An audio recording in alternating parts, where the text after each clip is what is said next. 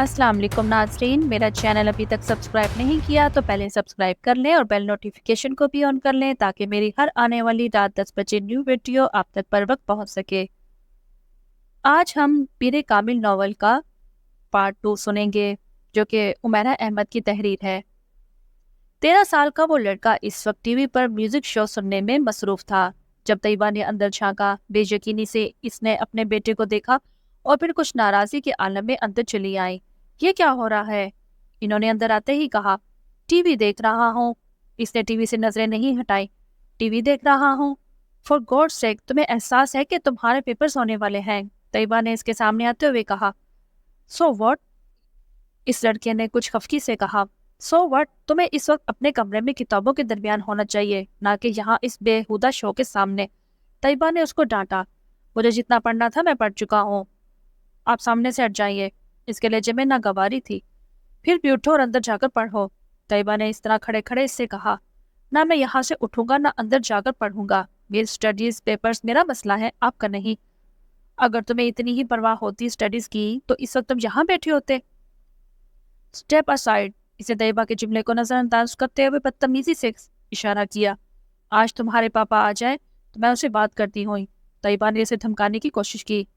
तो अभी बात कर लें, क्या होगा? पापा क्या कर लेंगे? जब मैं आपको बता चुका हूँ कि मुझे जितनी तैयारी करनी थी मैंने कर ली, तो फिर आपको क्या मसला है? ये तुम्हारे सालाना इम्तिहान है, तुम्हें एहसास होना चाहिए इस बात का। तैयबा ने यकदम अपने लहजे को नरम करते हुए कहा। मैं कोई 2-4 साल का बच्चा नहीं हूँ कि मेरे पीछे फिरना छोड़ दें। मैं अपने मामलात में ज्यादा समझदार हूँ, इसलिए ये थर्ड क्लास किस्म के जुमले मुझसे मत बोला करें।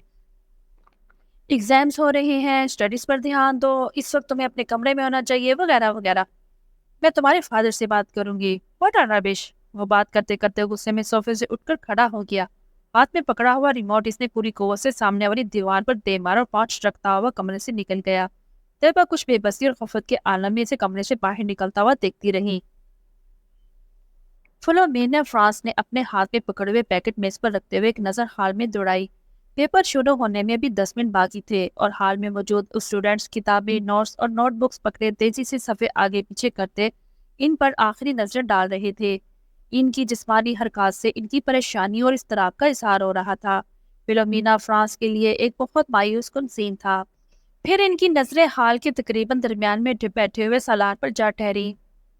25 स्टूडेंट्स में इस वक्त वो वाहिद स्टूडेंट था जो इत्मीनान से अपनी कुर्सी पर टांग रखे बैठा था।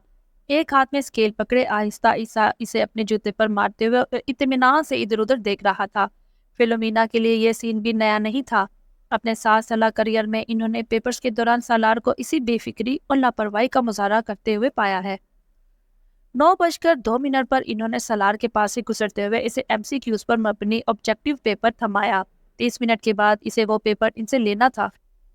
9:10 पर इन्होंने सालार को अपनी कुर्सी से खड़े होते हुए देखा। इसके खड़े होते ही हाल में इसे पीछे मौजूद तमाम स्टूडेंट्स ने सर उठाकर इसे देखा। वो पेपर हाथ में लिए फिलोमिना फ्रांस की तरफ जा रहा था। फिलोमिना फ्रांस के लिए ये भी नया सीन नहीं था। वो पहले भी यही कुछ देखती आई थी। 30 मिनट में हल किए जाने वाला पेपर वो 8 मिनट में हल करके इनके सर पर खड़ा था। पेपर को दोबारा देख लो, इन्होंने ये जुमला इससे नहीं कहा। वो जानती थी इसका जवाब क्या होगा। मैं देख चुका हूँ। वो अगर इसे एक बार फिर पेपर देखने पर मजबूर करती तो वो हमेशा की तरह पेपर्स लेकर जाकर अपनी कुर्सी पर बैठ जाता। इन्हें याद नहीं था कभी इसने कहने पर पेपर को दोबारा चेक किया हो, और वो ये तस्लीम करती थी कि इसे इसकी जरूरत भी नहीं थी। इसके पेपर में कभी भी कोई गलती नहीं होती थी। इन्होंने एक हल्की सी मुस्कुराहट के साथ इसके हाथ से पेपर पकड़ लिया। तुम जानते हो सालार, मेरी जिंदगी की सबसे बड़ी तमन्ना क्या है? इन्होंने पेपर पर नजर डालते हुए कहा कि मैं तुम्हें 30 मिनट का पेपर 30 मिनट के बाद सबमिट करवाते हुए देखूं। वो इनकी बात पर खफीफ से अंदाज में मुस्कुरा। आपकी ये ख्वाहिश इस सूरत में पूरी हो सकती है मैम, अगर मैं ये पेपर 150 साल की उम्र में हल करने बैठूं। नहीं, मेरा ख्याल है 150 साल की उम्र में तुम ये पेपर 10 मिनट में ही करोगे। इस बार वो हंसा और वापस मुड़ गया। फिलोमिना फ्रांस ने एक नज़र इसके पेपर के सफ़ात को उलट पुलट कर देखा। एक सरसरी सी नज़र भी इन्हें ये बताने के लिए काफ़ी थी कि वह इस पेपर में कितने नंबर गंवाएगा, यानी कि 0।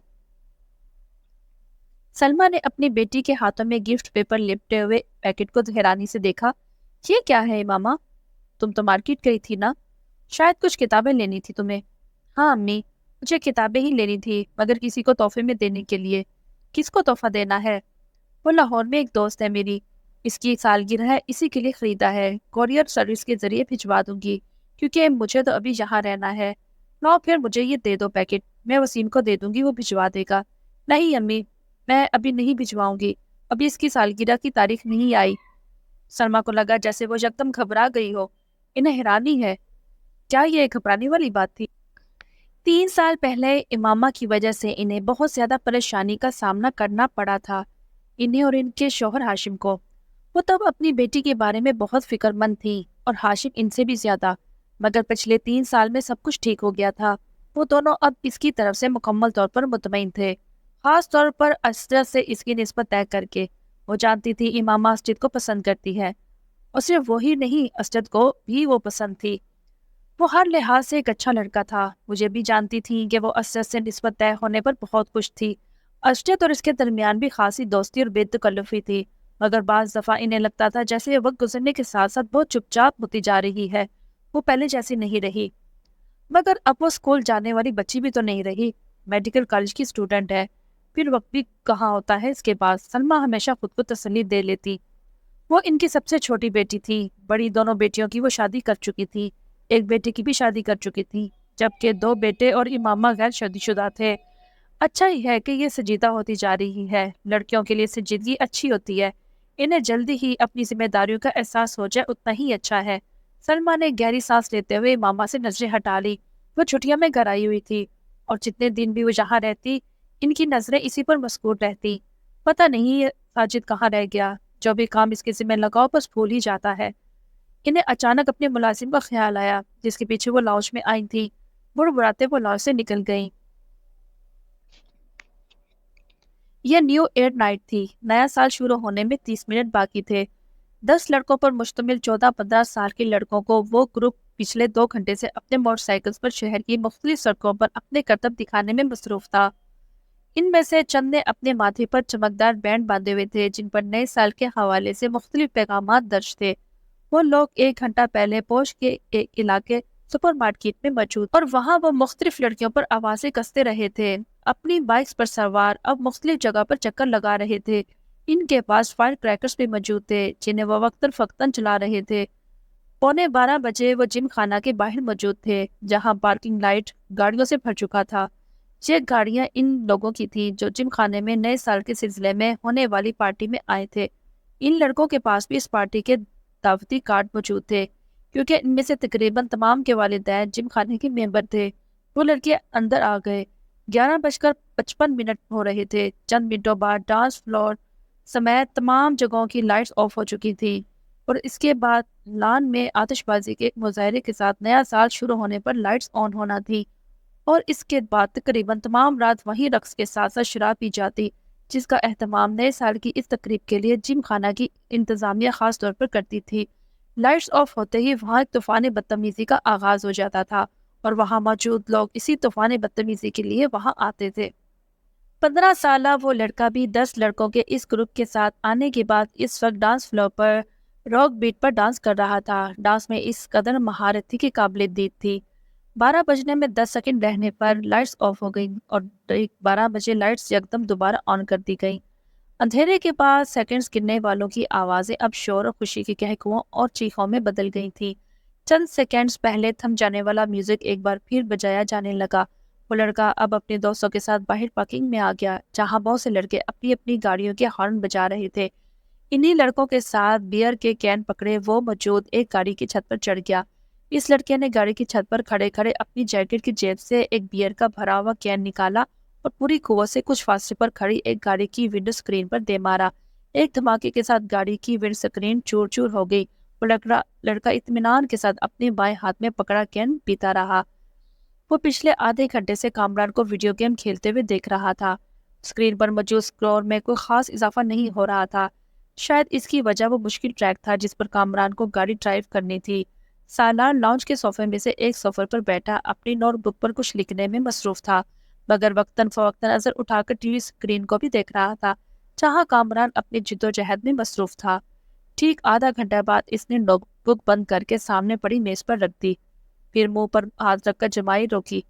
دونوں ٹانگیں سامنے میز پر رکھ دی اور دونوں ہاتھوں کی انگلیاں سر کے پیچھے باندھے وہ کچھ دیر اسکرین کو دیکھتا رہا جہاں کامران اپنے تمام چانسز ضائع کر چکا تھا۔ کیا پرابلم ہے کامران؟ سلار نے کامران کو مخاطب کیا۔ ایسے ہی نیا گیم لے کر آیا ہوں مگر سکور کرنے میں مشکل ہو رہی ہے، کامران نے بیزاری سے کہا۔ اچھا مجھے دکھاؤ۔ اس نے صوفے سے اٹھ کر ریموٹ کنٹرول اس کے ہاتھ سے لے لیا۔ کامران نے دیکھا پہلے 20 سیکنڈ میں ہی سالار اسے اس سپیڈ پر دوڑا رہا تھا۔ اس سپیڈ پر کامران اب تک نہیں دوڑا پایا تھا۔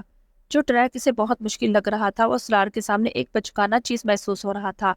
1 منٹ بعد وہ جس سپیڈ پر گاڑی دوڑا رہا تھا اس سپیڈ پر کامران کے لیے اس پر نظریں جمانا مشکل ہو گیا، جبکہ سالار اس سپیڈ پر بھی گاڑی کو مکمل طور پر کنٹرول کیے ہوئے تھا۔ 3 منٹ کے بعد کامران نے پہلی بار گاڑی کو ڈگمگاتے ہوئے پھر ٹریک سے اتر کر دھماکے کے ساتھ تباہ کرتے ہوئے دیکھا۔ کامران نے کچھ مسکراتے ہوئے مڑ کر سالار کو دیکھا۔ گاڑی کیوں تباہ ہوئی تھی؟ وہ جان گیا۔ ریموٹ اب سالار کے ہاتھ کی بجائے میز پر پڑا تھا۔ وہ اپنی نوٹ بک اٹھائے کھڑا ہوا تھا۔ کامران نے سر اٹھا کر اسے دیکھا۔ بہت بورنگ گیم ہے، سالار نے تبصرہ کیا اور کامران کی ٹانگوں کو پھلانگتا ہوا لان سے باہر نکل گیا۔ کامران ہارن بیچے ہوئے 7 ہندسوں پر مبنی اسکور کو دیکھ رہا تھا جو اسکرین کے کونے میں جگمگا رہا تھا۔ کچھ نہ سمجھ میں آنے والے انداز میں اس نے بیرونی دروازے کو دیکھا جس سے وہ غائب ہوا تھا۔ ایک بار پھر خاموش تھے۔ اسجد کو الجھن ہونے لگی۔ امامہ اتنی کم کو تو نہیں تھی جتنی وہ اس کے سامنے ہو جاتی تھی۔ پچھلے آدھے گھنٹے میں اس نے گنتی کے لفظ بولے تھے۔ وہ اسے بچپن سے جانتا تھا۔ وہ بہت خوش مزاج تھی۔ ان دونوں کے اس پر ٹھہرائے جانے کے بعد بھی ابتدائی سال میں اس میں کوئی تبدیلی نہیں آئی۔ اسجد کو اس سے بات کر کے خوشی محسوس ہوتی تھی۔ وہ بلا کی حاضر جواب تھی، مگر پچھلے کچھ سالوں میں وہ یکدم بدل گئی تھی اور میڈیکل کالج میں جا کر تو یہ تبدیلی اور بھی زیادہ محسوس ہونے لگی تھی۔ اسجد کو بعض دفعہ یوں محسوس ہوتا جیسے اسے بات کرتے ہوئے وہ حد درجہ محتاط رہتی ہے۔ کبھی وہ الجھی ہوئی محسوس ہوتی اور کبھی اسے اس کے لہجے میں عجیب سی سرد مہری نظر آتی۔ اسے لگتا وہ جلد از جلد اسے چھٹکارا پا کر اس کے پاس سے اٹھ کر چلی جانا چاہتی ہے۔ اس وقت بھی وہ ایسا ہی محسوس کر رہا تھا۔ میں کئی بار سوچتا ہوں کہ میں خواہ ہی تمہارے لیے یہاں آنے کا تردد کرتا ہوں تو میں اس سے کوئی فرق نہیں پڑتا ہوگا نا، میں یا آؤں یا نہ آؤں۔ اسجد نے گہری سانس لے کر کہا۔ وہ اس کے بالمقابل لان چیئر پر بیٹھی دور ہانڈری وال پر چیئر بیٹھے گھور رہی تھی۔ اسجد کی شکایت پر اس نے گردن ہلائے بغیر ہی نظریں بیل سے ہٹا کر اسجد پر مرکوز کر دی۔ اسجد نے سوالیہ نظروں سے اسے دیکھا مگر وہ خاموش رہی، تو اس نے لفظوں میں کچھ رد و بدل کے ساتھ اپنا سوال دہرایا۔ تمہیں میرے آنے نہ آنے سے کوئی فرق نہیں پڑتا نا امامہ؟ کیوں، ٹھیک کہہ رہا ہوں نا؟ اب میں کیا کہہ سکتی ہوں اس پر؟ تم کم از کم انکار تو کر سکتی ہو، میری بات کو جھٹلا سکتی ہو کہ ایسی کوئی بات نہیں، میں غلط سوچ رہا ہوں۔ ایسی بات نہیں ہے، آپ غلط سوچ رہے ہیں، ماما نے اس کی بات کاٹ کر کہا۔ اس کا لہجہ اب بھی اتنا ہی ٹھنڈا اور چہرہ اتنا ہی بے تاثر تھا جتنا پہلے تھا۔ اسجد ایک ٹھنڈی سانس لے کر رہ گیا۔ ہاں، میری دعا اور خواہش تو یہی ہے کہ ایسا نہ ہو اور میں واقعی غلط سوچ رہا ہوں، مگر تم سے بات کرتے ہوئے میں ہر بار ایسا ہی محسوس کرتا ہوں۔ کس بات سے آپ محسوس کرتے ہیں؟ اس بار پہلی بار اسجد کو اس کی آواز میں کچھ ناراضگی جھلکی ہوئی محسوس ہوئی۔ بہت سی باتوں سے۔ تو میری کسی بات کا ڈھنگ سے جواب ہی نہیں دیتی، حالانکہ میں آپ کی ہر بات کا ڈھنگ سے جواب دینے کی بھرپور کوشش کرتی ہوں، لیکن اب اگر آپ کو میرے جواب پسند نہ آئے تو میں کیا کر سکتی ہوں؟ اسجد کو اس بار بات کرتے ہوئے کچھ مزید خفا محسوس ہوئی۔ میں نے یہ کب کہا کہ مجھے تمہارا جواب پسند نہیں آئے؟ میں تو صرف یہ کہہ رہا ہوں کہ میری ہر بات کے جواب میں تمہارے پاس ہاں اور نہیں کے علاوہ کچھ نہیں ہوتا۔ بعض دفعہ تو مجھے لگتا ہے میں اپنے آپ سے باتیں کر رہا ہوں۔ اگر آپ مجھ سے یہ پوچھیں گے کہ تم ٹھیک ہو تو میں اس کا جواب دوں گی ہاں یا نہیں۔ ہاں اور نہیں کے علاوہ اس سوال کا جواب کسی تقریر سے بھی دیا جا سکتا ہے، تو آپ مجھے وہ دے دیں، میں کر دوں گی۔ وہ بالکل سنجیدہ تھی۔ ہاں اور نہیں کے ساتھ بھی تو کچھ کہا جا سکتا ہے اور کچھ نہیں، تم جواباً میرا حال ہی پوچھ سکتی ہو۔ میں آپ کا کیا حال پوچھوں؟ ظاہر ہے اگر آپ میرے گھر آئے ہیں، میرے سامنے بیٹھے ہیں، مجھ سے باتیں کر رہے ہیں تو اس کا واضح مطلب تو یہی ہے کہ آپ ٹھیک ہیں، ورنہ آپ اس وقت میرے گھر پر کیوں بیٹھے ہوتے؟ یہ فارمیلٹی ہوتی ہے ماما۔ ارے اب جانتے نہیں، میں فارمیلٹیز پر یقین نہیں رکھتی۔ آپ ہی مجھ سے میرا حال نہ پوچھا کریں، میں بالکل مائنڈ نہیں کروں گی۔ اسجد جیسے لاجواب ہو گیا ہو۔ ٹھیک ہے، فارمیلٹیز کو چھوڑو، بندہ کوئی بات بھی کر لیتا ہے، کوئی ڈسکس کر لیتا ہے، اپنی مصروفیات کے بارے میں کوئی بات کر لیتا ہے۔ اسجد میں آپ سے کیا ڈسکس کروں؟ آپ بزنس کرتے ہیں، میں میڈیکل کی اسٹوڈنٹ ہوں. آپ سے میں کیا پوچھوں؟ اسٹاک مارکیٹ کی پوزیشن، ٹرینڈ یا انڈیکس میں کتنے پوائنٹس کا اضافہ ہوا، یا اگلی کنسٹالمنٹ کب ہو بھیجنے ہیں، اس بار گورنمنٹ نے آپ کو کتنی ریبٹ دی. اس کا لہجہ اب بھی اتنا ہی سر تھا. کیا آپ سے ٹامی نے ڈسکس کروں کون سے عوامل انسان کے جگر کو متاثر کر سکتے ہیں؟ بائی پاس سرجری میں اس سال کون سے نئی تکنیک میں استعمال کی جا رہی ہے؟ دل کی دھڑکن بحال کرنے کے لیے کتنے سے کتنے وولٹ کا الیکٹرک شاک دیا جا سکتا ہے؟ تو ہم دونوں کی مصروفیات تو یہ ہیں. اب ان کے بارے میں ڈسکشن سے آپ اور میں محبت اور بتکلفی کی کون سی نئی منزلیں طے کریں گے، وہ میری سمجھ سے باہر ہے. اسجد کا چہرہ سرخ ہو گیا. اب وہ اس لمحہ کو کوس رہا تھا جب اس نے امامہ سے شکایت کی تھی. اور بھئی تو مصروفیت ہوتی ہے نا انسان کی، اسجد نے قدرے کمزور لہجے میں کہا. نہیں، پڑھائی کے علاوہ میری تو اور کوئی مصروفیات نہیں ہے. امامہ نے قطعی سر ہلا دیا. پہلے بھی تو ہم دونوں آپس میں بہت سی باتیں کیا کرتے تھے. امامہ نے اس کی بات کاٹ دی. پہلے کی بات چھوڑیں، اب میں وقت ضائع کرنا افورڈ نہیں کر سکتی.